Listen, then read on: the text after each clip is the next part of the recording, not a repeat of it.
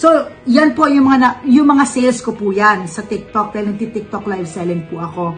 So, para po sa akin, ako po, masaya na po ako dun sa kinikita ko sa pagbenta ng barley.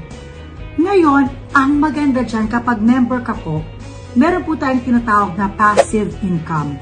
Yun po yung natutulog na lang tayo, wala tayong ginagawa, tapos kumikita tayo.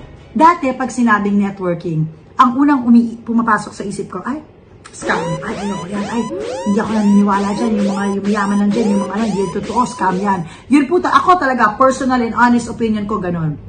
Paano po yan nagbago? In-invite po ako ni Miss Maritoni Fernandez na ikwento yung barley sa akin. So pumunta kami, nag-lunch kami sa Manila Polo Club. Nandun po si President AM at saka yung asawa niya, si Miss Ana. Tapos kinikwento nila sa akin yung I Am Worldwide. Na si Robin po, tulad ng sinabi ko po sa inyo, user lang po si Robin.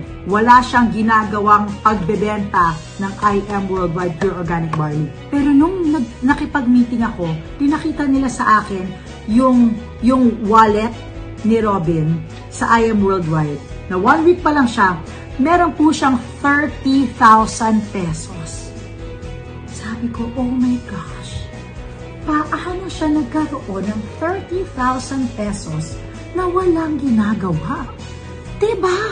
Gusto niya ba magkaroon ng 30,000 pesos na wala kayong ginagawa? Imagine that. Naglagay lang siya ng people under him. 3 tao lang yung linagay niya under him. 3 tao, ako, yung manager niya, at saka si Ate Nadia yata, 3 kami, nandun kami sa under niya, tapos yun na yun, tapos na. So sabi ko, wow, ang galing. Doon ako napasign up. Pakita ko po.